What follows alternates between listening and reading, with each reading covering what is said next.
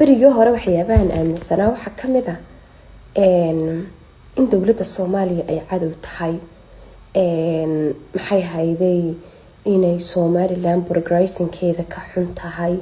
waxyaabo noocaas aan aaminsanaa isku jaabisan jiray oo environment-kan ku noolahayna ka jira bari dhexdaas saban madaxa furto liberaalnimo qaata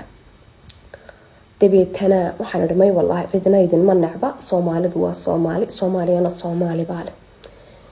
dadkana way idin jecel yihiin sidii anigoo formuladii isku geystay halka qaacido cusub ka soo saaray baabir dhawatoor waxa la badda Somaliland baa la kireynaya badii Somaliland baabarihii bulshada intay qabsatay anu siyaasadda waan ka hurday busta dheer iyo barkin baan ka sita baa intay qabsatay baa meel walba ilaa fanaaniintii calool xumo iyo cuqdad isku qaadeeno markaas la lihin cadow xamar ka daran waan ka xumaad heesta markii la soo qaado haw iyo bilig baa leedo iyaguna way soo boodeen badeenu iib ma habeeyda balbalaaye baan nimaan lahayn baa u waqleeyay xawli jiray balaaye baan nimaan loo diran baa wata haw iyo bilig baa leeyo intuu inankii Xasan Sheekh Maxamuud booday buu badii bixiyay bataano ma bixin karo Muuse bixin ma karo waxaan ku anigu bixin ma karo sida naf Soomaaliga ku racnaa u daawanayay baan runmood bixin ma karo baan wallahi wadanka u jeceliyo waa muwaadin Ethiopian Kenya waxaan baabola si kala wato oo wallahi waxaan ku ori ninkan waa nin wanaagsan ma xaq jir Muuse ee dubku siiyo markaasaan wallahi Muuse qaldan because isagu iibin ma karo halkan buu iska kaygada in yar kadib uu hawiyo bilig jiro abadkii doofaar ma daahiro ma daayo dabeecadiisa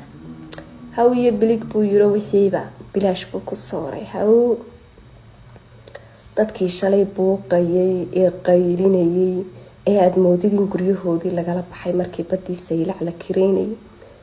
la moodayay in guryahoodii iyo baladadoodii lagala baxay oo inta waxaan ku ori dadkaasi laga soo galay rasaas si xooga lagu saarad moodinay xorriyadoodii iyo naftooda u hadlayeen baa maanta afka sida silent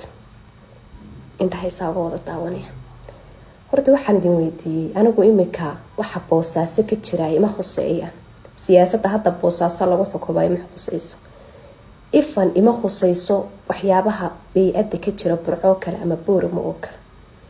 ima khuseyso iyagu waxay dhaqan iyo caado u leeyihiin aniga shaqadayda ma waxba iga soo gaari maayaan waa markaan meel dhow markaan kaaga eego adiga maxaa ka galay shalo dhan la qaylinaysa badda saylac badii Soomaaliya caadiga ahaydna maxaa uga hadli weyday cadaaladda noocaas waxa oran jiray waa cadaalad jawaabana jubnaa ay la dhaceen nintiisa yaqaan bahon ku jabaayo marka uu leeyahay bilow cajiib